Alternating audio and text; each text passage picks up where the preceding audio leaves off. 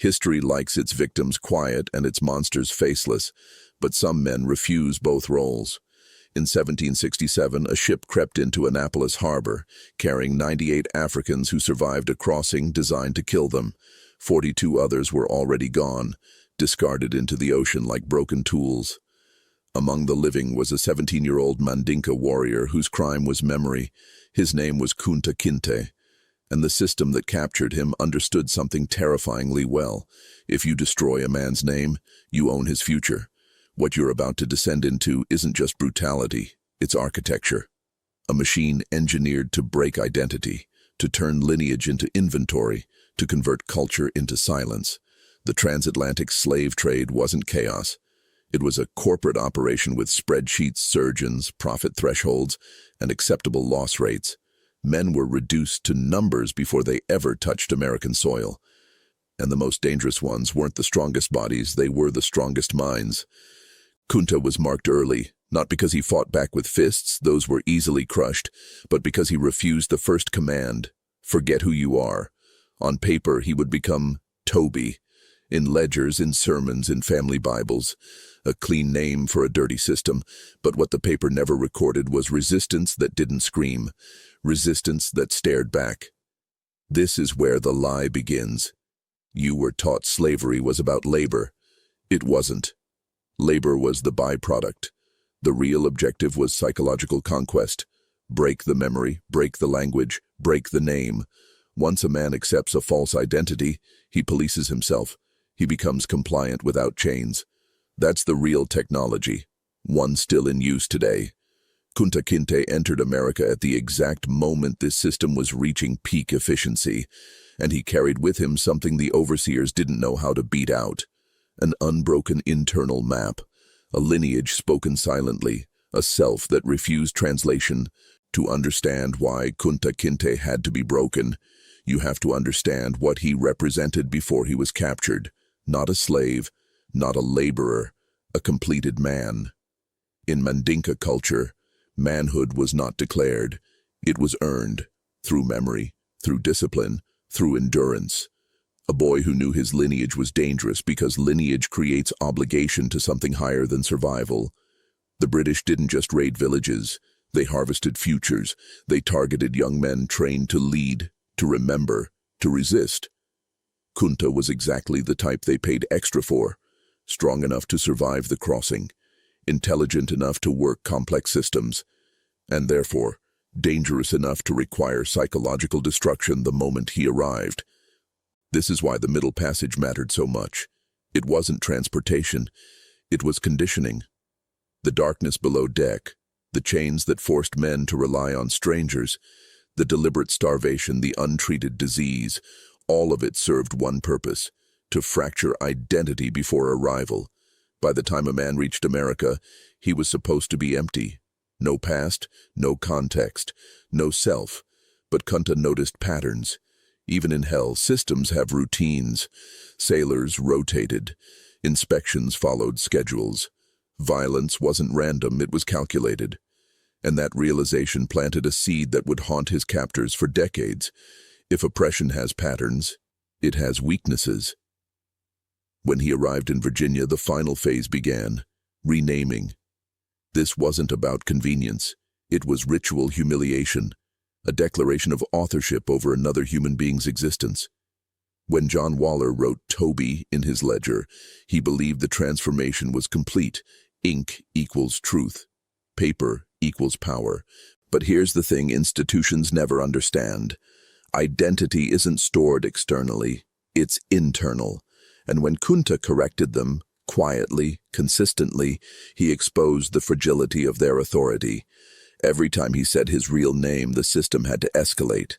Words failed, so they turned to leather. When leather failed, they turned to blood. The whipping post wasn't punishment. It was theater, a message to every enslaved person watching.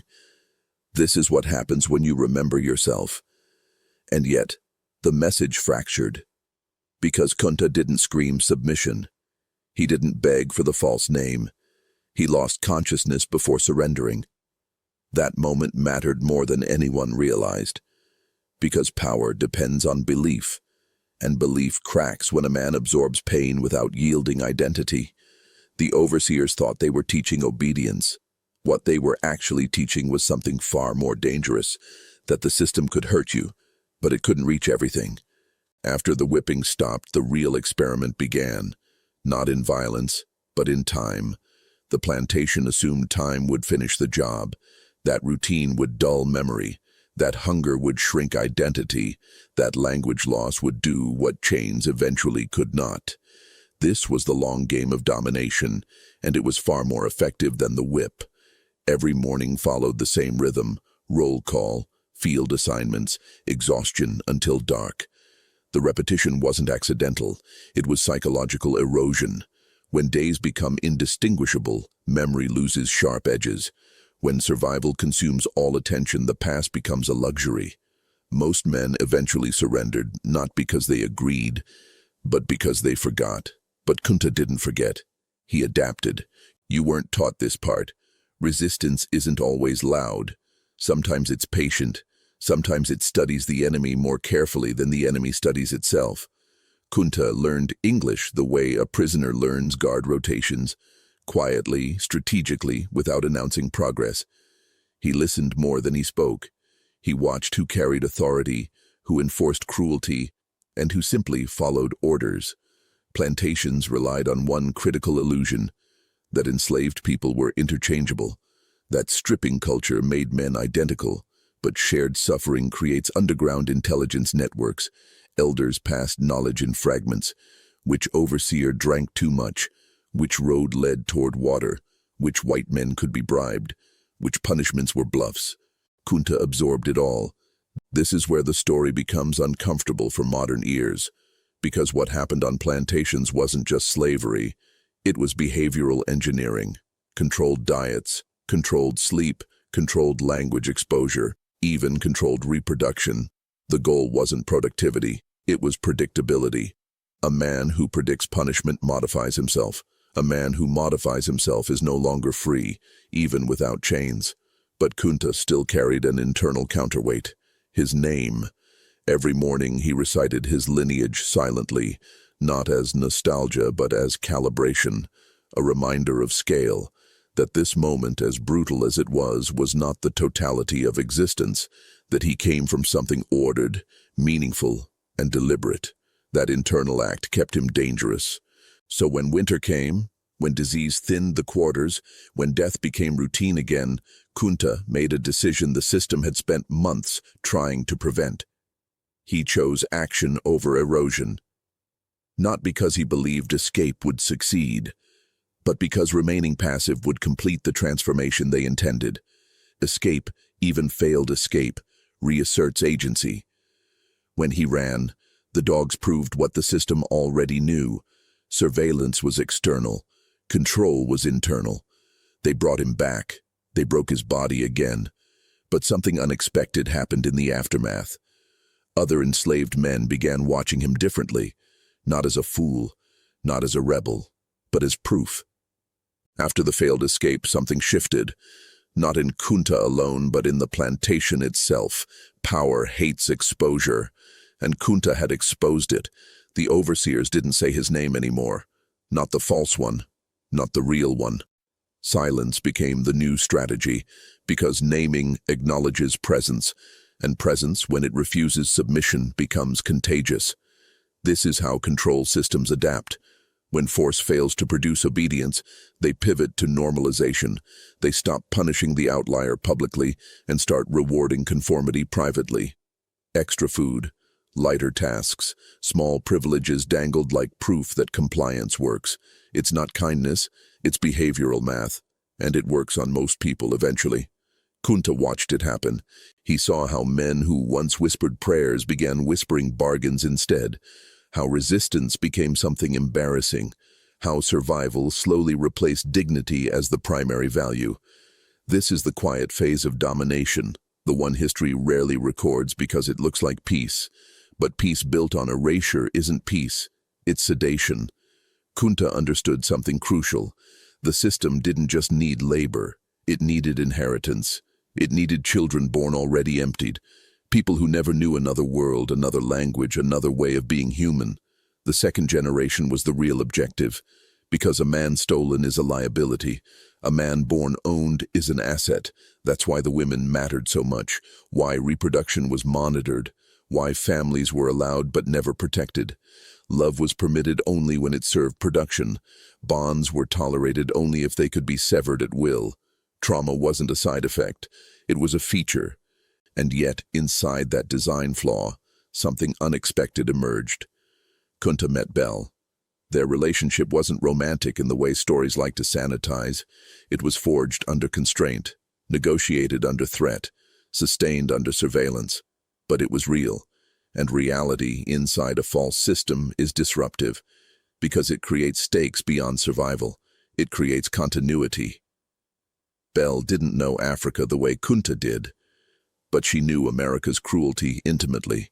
She taught him what the system looked like from the inside, how laws pretended to be moral while enforcing theft, how religion was weaponized to bless obedience, how hope was carefully rationed to prevent revolt. Together they formed a quiet alliance of memory and adaptation. This is where the narrative usually softens, where storytellers rush toward family as redemption. But the truth is darker, because loving someone inside a system designed to break families means living with constant anticipatory grief. Every birth is shadowed by loss. Every attachment becomes leverage. When their daughter was born, Kunta understood the final horror of slavery. It doesn't just own bodies, it drafts futures without consent. But he also understood something else. Names can survive in whispers. He told his daughter who she came from, not loudly, not often, but enough. Enough to plant a fragment of origin inside a world designed to erase it. And fragments matter, because identity doesn't need to be whole to be dangerous. It just needs to exist. This is the part history avoids, because it doesn't end cleanly. There is no victory speech here, no triumphant escape. What happened instead was far more subversive and far more threatening to the system. Kunta Kinte grew older. Aging inside slavery is a kind of defiance. The system is built to extract value quickly, not preserve life. Broken backs, infections, amputations. Most men didn't last long enough to become elders. Elders remember too much. They compare past versions of the system to the present one. They notice decay. Kunta became a living archive. He could no longer run. His body had been permanently damaged. But what the overseers failed to account for was this. Physical limitation increases observational power. He worked closer to the house. He saw how decisions were made. He watched which white men feared debt, which feared scandal, which feared God, and which feared nothing at all. Plantations weren't monoliths. They were fragile ecosystems of ego, money, and violence. And fragile systems rely on the belief that they are eternal. Kunta never believed that. He measured time differently, not in seasons or harvests, but in transmissions.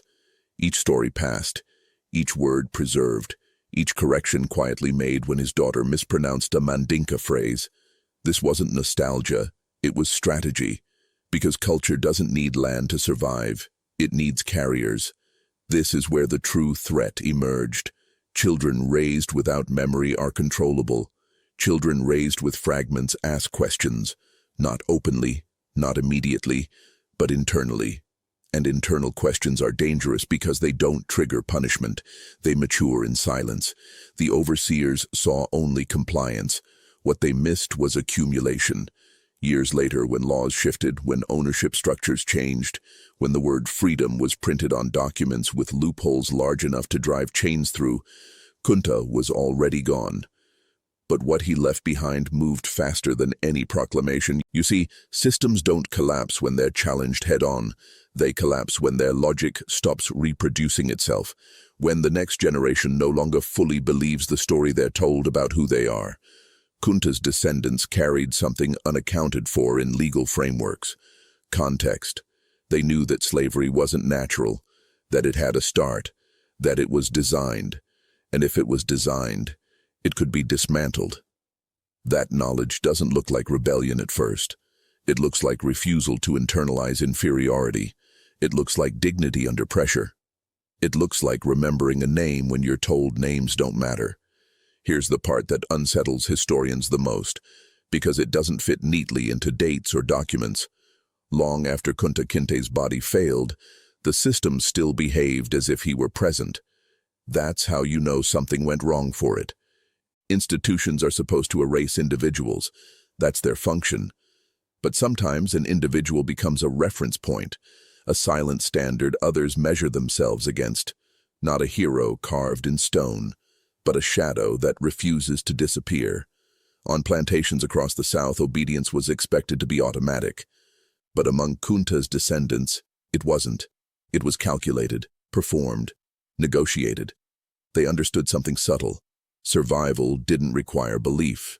You could follow rules without accepting the story behind them. That separation between action and identity is where control weakens. This is how psychological domination actually fails. Not through uprising, but through disidentification.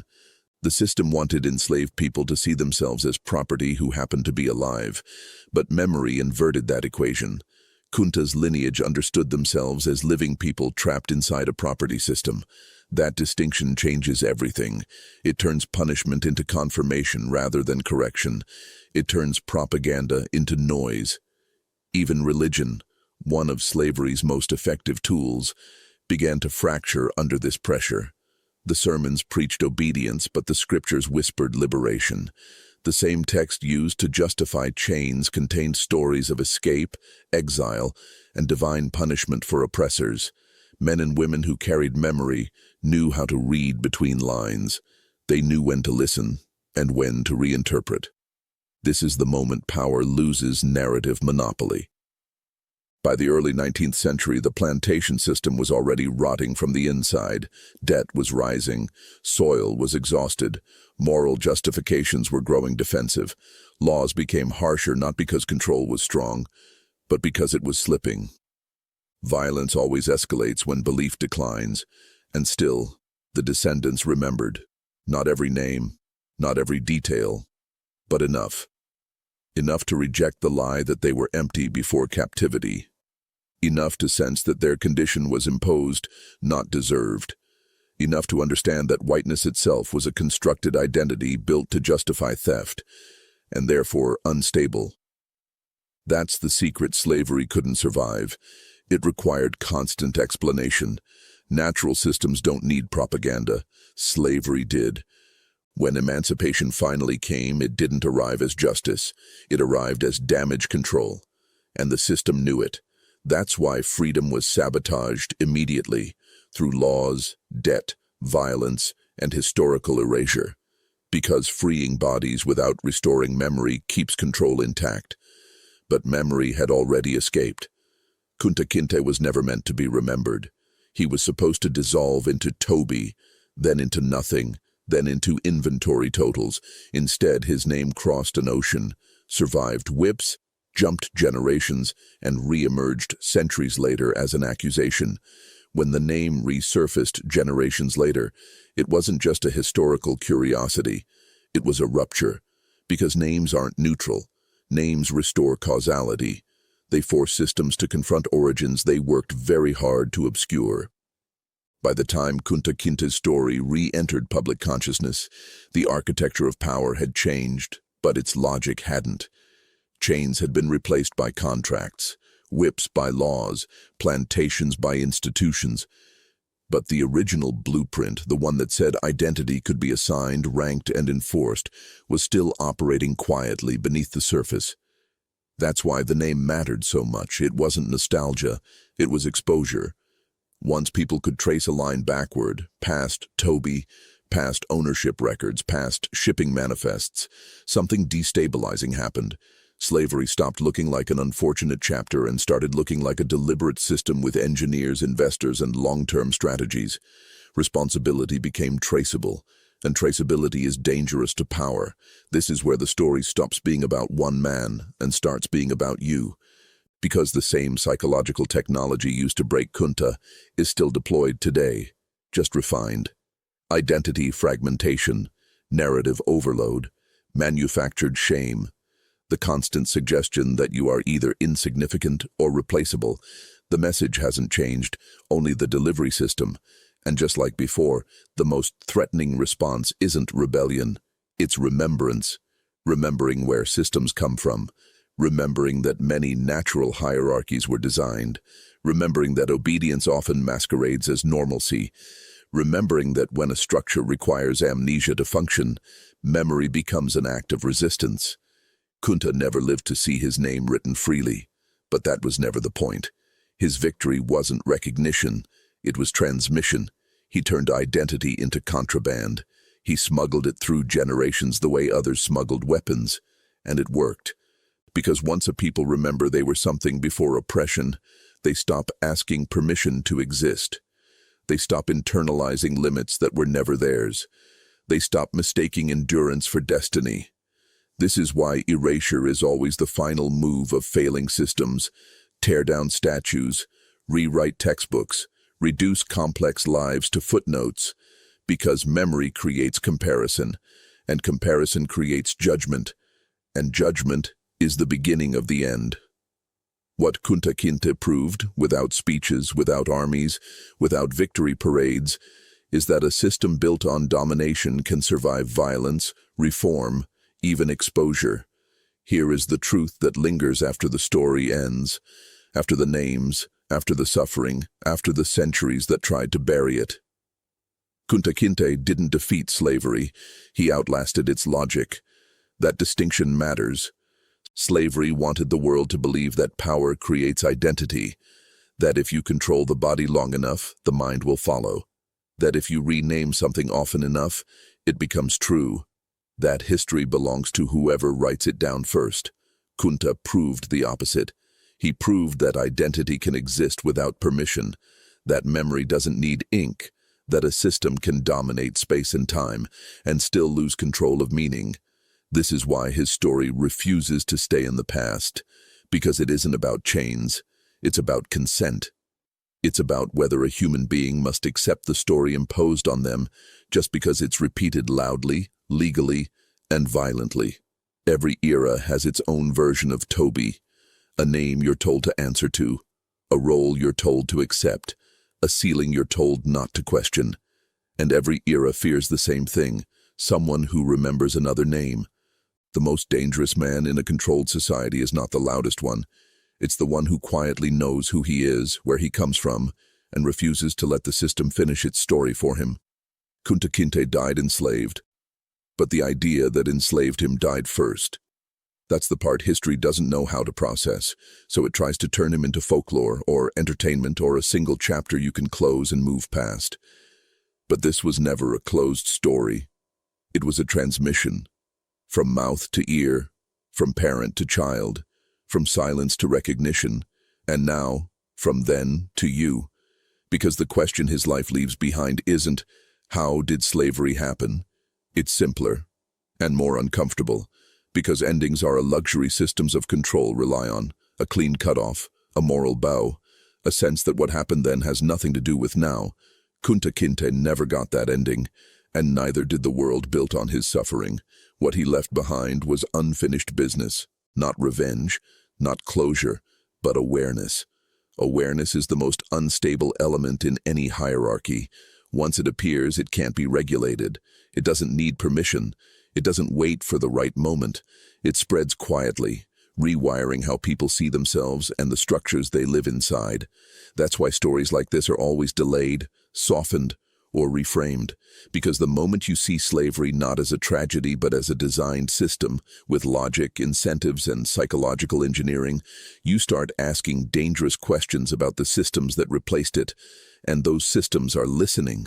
Kunta Kinte's true legacy isn't endurance, it's refusal. Refusal to let pain define identity, refusal to let violence write meaning, refusal to let power decide what is real. He lost battles, he lost freedom, he lost his body. But the system lost something far more important. It lost the right to name him, and once a system loses that right, even over one man, it has already failed. Because control without belief is temporary, obedience without identity is brittle, and domination without legitimacy always collapses under its own weight. So if this story unsettled you, good. If it made you uncomfortable, even better. That discomfort isn't guilt, it's recognition. Recognition that history isn't behind you, it's inside you. That the past doesn't stay buried. It waits, it echoes, it asks to be remembered.